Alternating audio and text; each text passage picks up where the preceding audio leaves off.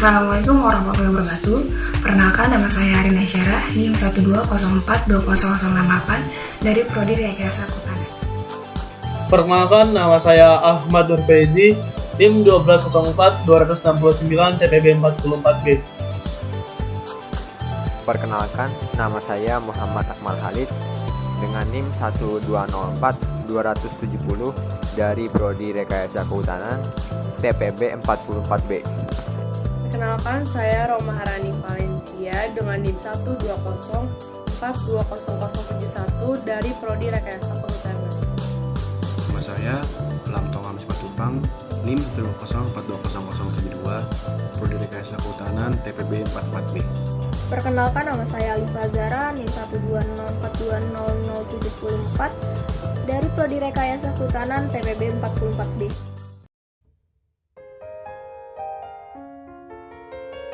Tahun 1835, dua orang Belanda Sibrandus Strating dan Christopher Becker membuat motor listrik yang menenagai sebuah mobil mainan kecil. Ini adalah aplikasi praktis pertama yang dikenal dari motor listrik. Keberadaan motor listrik sederhana telah membawa perubahan besar sejak dikenalkan motor induksi atau terkadang disebut AC shunt motor.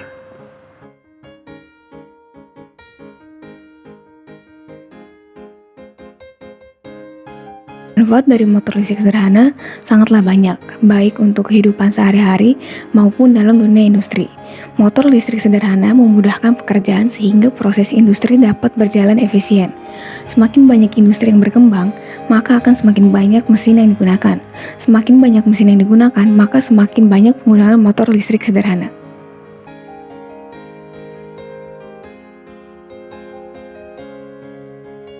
Adapun rumusan masalah yaitu apa yang dimaksud dengan motor listrik sederhana, seperti apa metode yang digunakan pada desain dan bahan, serta seperti apa metode yang digunakan pada prosedur percobaan dan cara kerja alat.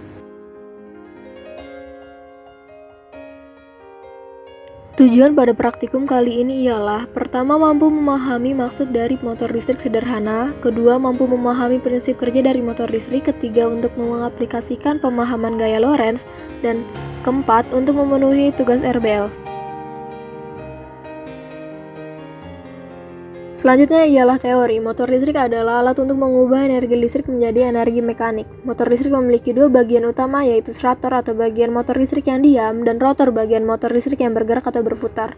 Berdasarkan sumber tegangan kerja yang digunakan, motor listrik dibedakan menjadi dua jenis, yaitu motor listrik arus bolak-balik AC alternating current, motor listrik arus searah DC direct current. Pada percobaan ini, kami membuat motor listrik jenis DC.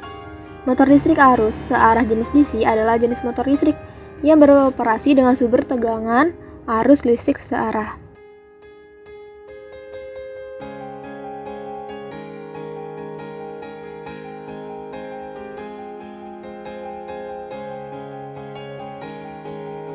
Gaya Lorentz adalah gaya yang ditimbulkan oleh muatan listrik yang bergerak atau oleh arus listrik yang berada dalam suatu medan magnet. Arus listrik dalam medan magnet akan memberikan gaya jika kawat yang membawa arus dibengkokkan menjadi sebuah lingkaran atau loop. Salah satu sisi loop didekatkan dengan sisi loop sehingga sisi-sisi loop mendapatkan gaya yang berlawanan. Gaya yang berlawanan ini akan menghasilkan tenaga putar atau torsi untuk memutar kumparan. Agar proses perubahan energi mekanik dapat berlangsung secara sempurna, maka tegangan sumber harus lebih besar daripada tegangan gerak yang disebabkan reaksi lawan.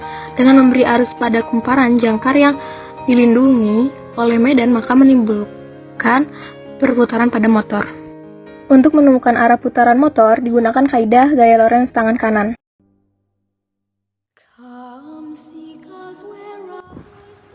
Motor listrik adalah sebuah alat elektromagnetik yang dapat mengubah energi listrik menjadi energi mekanik.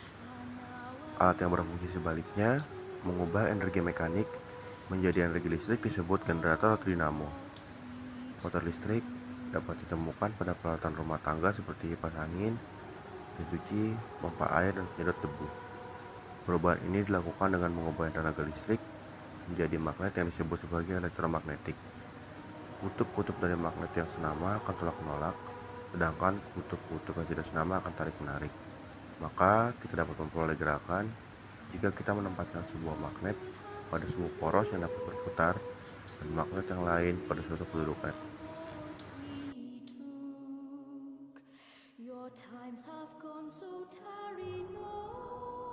Metode desain dan bahan. Batu baterai dihubungkan dengan kawat menggunakan kabel. Hal ini dilakukan agar kawat teraliri arus listrik dari baterai. Kawat digunakan sebagai penyangga kumparan. Di dekat kumparan diletakkan magnet. Magnet menghasilkan medan magnet. Ketika kumparan dialiri arus listrik, kumparan akan menghasilkan medan magnet karena adanya induksi elektromagnetik. Medan magnet yang dihasilkan kumparan berlawanan dengan medan magnet luar sehingga kumparan akan berputar. Disiapkan alat dan bahan yang ingin dirangkai. Yang pertama ada kawat. Kawat di sini akan dililit menggunakan bantuan koin magnet. Kita akan melilit sebanyak 10 kali lilitan. Kita lihat terlebih dahulu.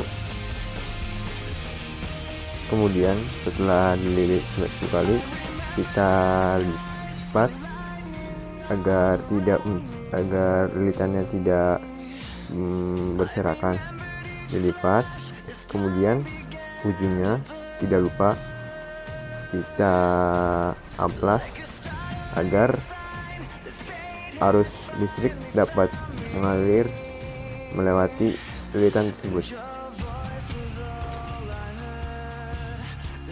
Diamplas menggunakan amplas kasar agar lapisan yang melapisi kawat lilitan bisa bersih dengan sempurna.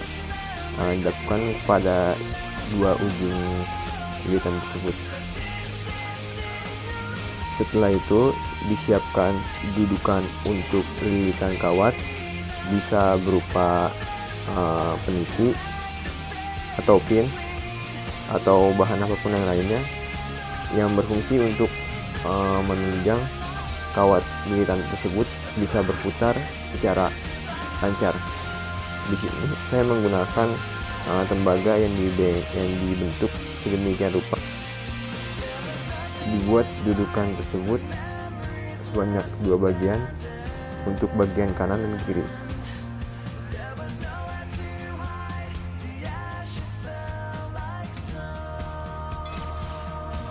Setelah membuat dudukan lilitan, sekarang kita akan memasukkan kabel ke dalam penjepit buaya. Hal ini berfungsi untuk mengalirkan arus listrik dari baterai menuju lilitan. Cara membuatnya yaitu tembaga kabel dimasukkan ke dalam bolongan yang berada di penjepit buaya, kemudian dililitkan agar kabel tidak copot. Lakukan hal ini sebanyak 2 kali karena penjepit buayanya ada 2.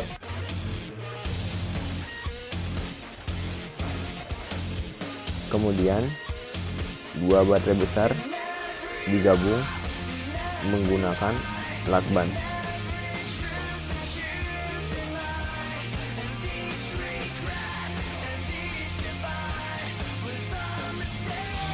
Setelah baterai kita lakban, kita pasang alat-alat yang sudah kita rangkai sebelumnya ke dalam papan. Yang pertama ada dudukan lilitan yang tadi telah kita buat, kemudian kita pasang dalam papan. Kita rekatkan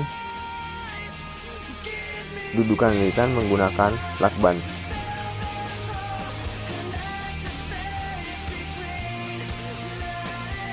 Setelah dudukan lilitan kawat terpasang, kemudian kita pasang kedua baterai yang telah kita rekatkan ke papan. Rekatkan menggunakan lakban agar baterai tidak bergerak kemana-mana.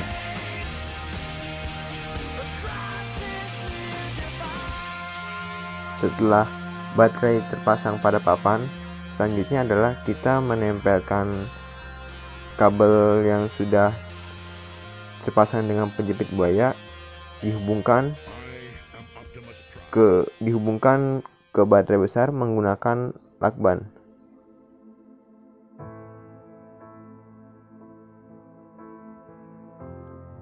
Setelah kabel terpasang pada baterai, kemudian hubungkan kabel tersebut ke lilitan kawat.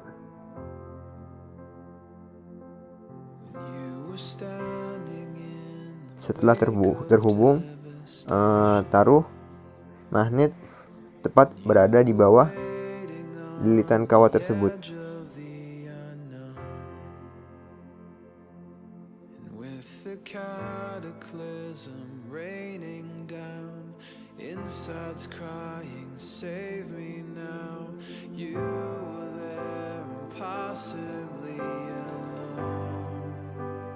Setelah terhubung menggunakan kabel, maka lilitan kawat yang berada di tengah akan memutar dengan sendirinya.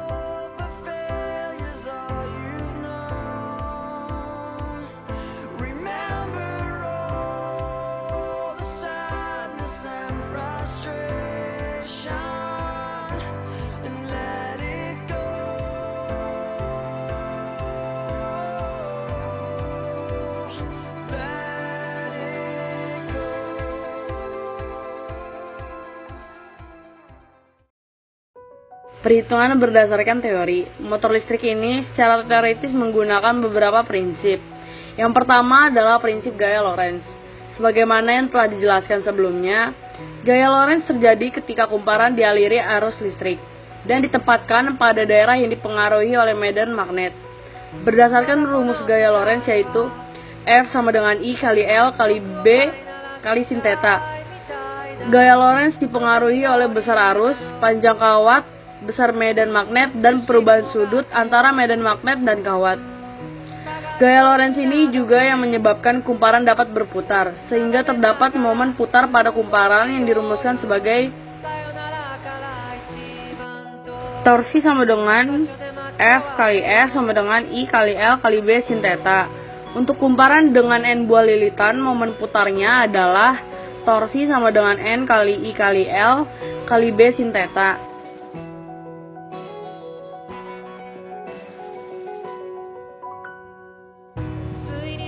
Nah, sekarang kita memasuki hasil dan analisis dari si percobaan ini. Jadi sebelum memulai perhitungan, kita tentunya harus mempunyai data-data yang telah dihitung. Nah, ini merupakan hasilnya gitu kan, hasil yang telah kami hitung, dan ini merupakan hasil yang didapatkan juga. Nah, yang pertama itu ada frekuensi rata-rata sama dengan 6,67 Hz. Ada juga delta F-nya sama dengan 5 Hz, delta T-nya sama dengan 20 sekon. Nah, delta F ini diambil dari ataupun didapat dari selang waktu yang telah kami hitung gitu, yang telah kami analisis. Nah, berapa kan selang waktunya kan yang pertama tuh 20 sekon, yang kedua juga sama, yang ketiga sama gitu kan. Nah, makanya dihitung tuh didapetin jadi 5 Hz delta F-nya. Nah, gitu. Terus diameter kumparannya sama dengan 3 cm, hambatan jenis kawatnya sama dengan 1,68 kali 10 pangkat min 8 ohmmeter.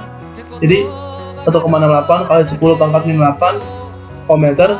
Nah, ini massa jenis tembaganya sama dengan 8,9 gram per cm kubik.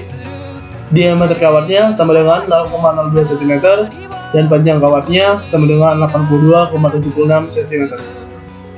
Next. Nah, ada persamaan hambatan dan persamaan torsi. Jadi, sebelum memulai perhitungan, kita mempunyai juga nih beberapa persamaan buat menghitung nilai-nantinya gitu kan. Nah, ada persamaan hambatan dan persamaan torsi itu. Nah, ada persamaan hambatan tuh rumusnya atau formulanya R sama dengan Rho hambatan jenis kawat dikali L per A. Nah, ini keterangannya. Ada juga persamaan torsi. Nah, ini tuh formulanya juga. Nah, jadi torsi sama dengan F dikali R atau I dikali delta W per delta T. Nah, ini keterangannya juga. Langsung aja. Nah, perhitungannya. Jadi perhitungan itu R didapatin dari sesuai rumus yang tadi dan data yang tadi. Nah, didapatin kan.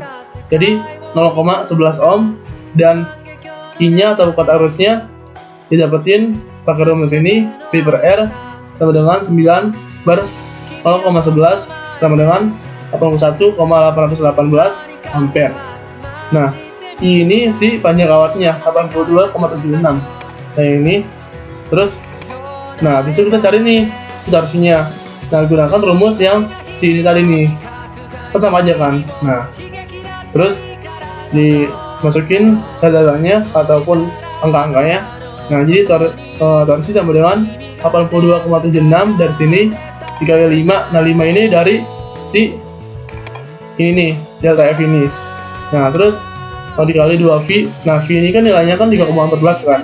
Jadi dikali dulu, habis itu dibagi 20. Jadi totalnya sama dengan 1,29 Nm. Nah habis itu kita bisa cari nih si nilai gayanya. Jadi kan dari sini nih ituin apa sih, dibalik gitu kan. Nah makanya F sama dengan T per R, torsi per R. Jadi 1,29 per 0,015 sama dengan 86 Newton. Nah ini juga ini si medan magnetnya. Nah si B ini dijari juga kan. Jadi sama dengan F per kuat arus dikali panjang kawat, jadi sama dengan 86 ini, terus dibagi kan per kan. Jadi 86 per ini per nah 81,818 dikali 82,76 kali 10 pangkat min 2. Nah terus dihasilin jadi 1,27 Tesla. Nah seperti itu.